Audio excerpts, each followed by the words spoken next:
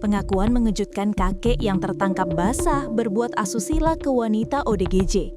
Terungkap pengakuan kakek berusia 58 tahun bernama Sunario yang tertangkap basah mau berbuat asusila kepada wanita ODGJ atau orang dengan gangguan jiwa.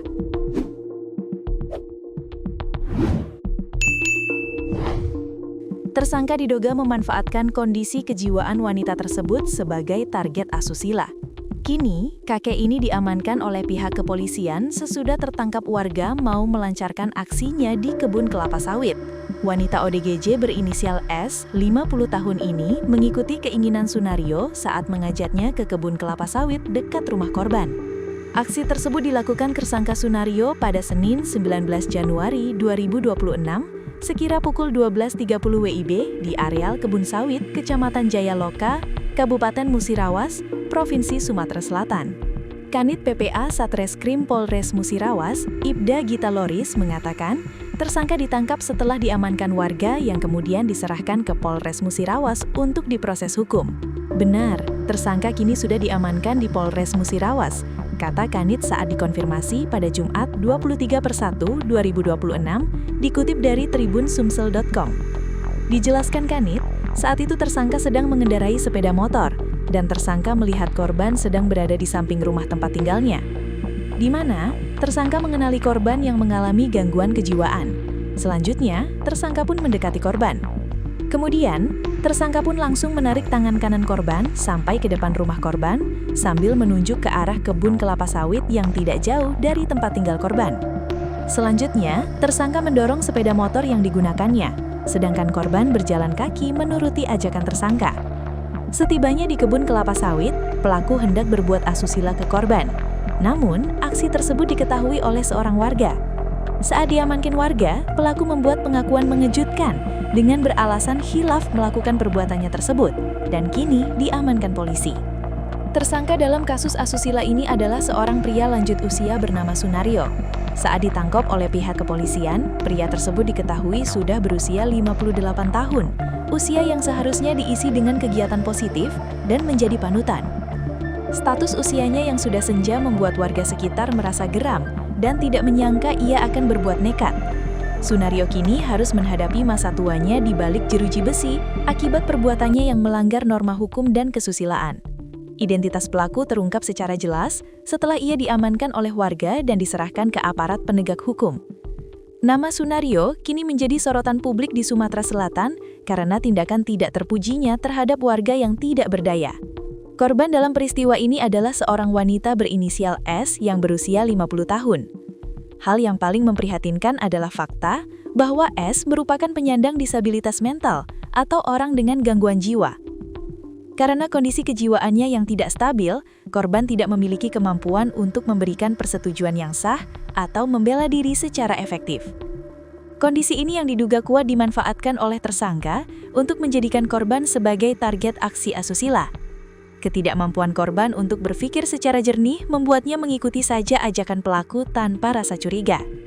Eksploitasi terhadap kelompok rentan seperti ODGJ merupakan pelanggaran hak asasi yang sangat serius di mata hukum. Aksi bejat tersebut dilancarkan oleh tersangka pada hari Senin, 19 Januari 2026.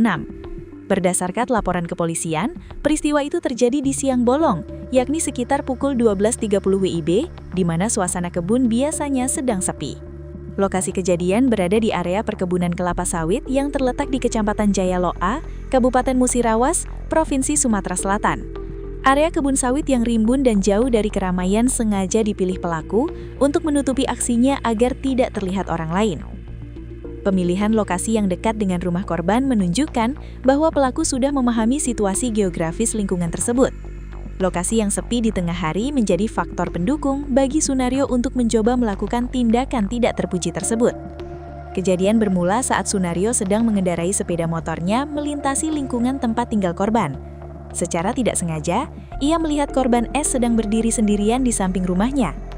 Karena Sunario sudah mengenali korban dan mengetahui bahwa S mengalami gangguan kejiwaan, timbul niat jahat di benaknya. Ia kemudian menghentikan kendaraannya dan mulai mendekati korban dengan maksud tersembunyi. Pertemuan di samping rumah tersebut menjadi titik awal dari rangkaian pemaksaan yang dilakukan pelaku. Tersangka menggunakan kesempatan saat tidak ada orang lain di sekitar rumah korban untuk melancarkan modusnya. Setelah mendekati korban, Sunario secara langsung menarik tangan kanan korban S dengan cukup kuat. Ia menggiring korban hingga ke depan rumah sambil menunjuk ke arah kebun kelapa sawit yang lokasinya tidak jauh dari sana. Tersangka memberikan instruksi kepada korban untuk mengikutinya menuju area yang lebih tersembunyi tersebut. Tindakan menarik tangan ini menunjukkan adanya unsur paksaan fisik awal yang dilakukan pelaku terhadap wanita malang itu. Korban yang berada dalam kondisi gangguan jiwa hanya menuruti tarikan dan ajakan pelaku tanpa melakukan perlawanan.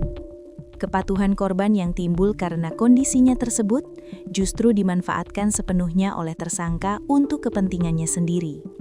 Dalam perjalanannya menuju kebun sawit, Sunario tidak mengendarai sepeda motornya, melainkan hanya mendorongnya perlahan. Hal ini dilakukan agar ia tetap bisa mengawasi dan berjalan berdampingan dengan korban. Sementara itu, korban S berjalan kaki di samping pelaku menuruti setiap langkah dan arahan yang diberikan. Cara ini dilakukan pelaku untuk memastikan korban tetap berada dalam jangkauannya hingga sampai ke lokasi tujuan yang dianggap aman. Pemandangan ini sebenarnya sempat terlihat oleh warga, namun mungkin awalnya tidak dianggap mencurigakan secara berlebihan. Namun, cara pelaku menggiring korban ke dalam semak-semak kebun sawit akhirnya memancing kecurigaan warga yang melintas.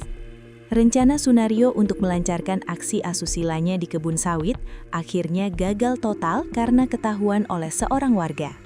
Warga yang curiga dengan gerak-gerik pelaku di dalam kebun langsung melakukan pengecekan ke lokasi tersebut.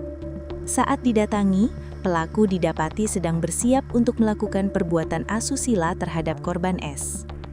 Warga yang memergoki aksi tersebut langsung berteriak dan melakukan penangkapan secara spontan terhadap kakek berusia 58 tahun itu. Keberanian warga dalam melakukan penggerbekan berhasil menyelamatkan korban dari tindakan yang lebih jauh. Tersangka yang tidak berkutik saat tertangkap basah hanya bisa pasrah saat warga mulai berkerumun di lokasi kejadian. Setelah diamankan oleh massa di lokasi kebun sawit, Sunario tidak langsung dihakimi secara main hakim sendiri oleh warga. Masyarakat yang sadar hukum memilih untuk menyerahkan tersangka kepada pihak yang berwajib. Tersangka dibawa ke Polres Musirawas guna menjalani proses hukum lebih lanjut atas perbuatannya.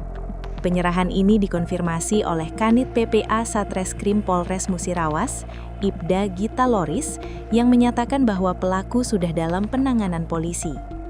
Hingga Jumat 23 Januari 2026, tersangka masih menjalani pemeriksaan intensif di kantor polisi. Langkah cepat warga menyerahkan pelaku ke polisi diapresiasi, karena mencegah terjadinya kekerasan massa, sekaligus memastikan kasus berjalan sesuai jalur hukum. Saat diinterogasi oleh warga dan pihak kepolisian, Sunario memberikan pengakuan yang cukup klasik namun mengejutkan. Ia berdalih bahwa tindakannya tersebut dilakukan karena rasa khilaf yang tiba-tiba muncul saat melihat korban. Alasan khilaf ini seringkali digunakan pelaku kejahatan asusila untuk meringankan kesan kesengajaan dari perbuatannya.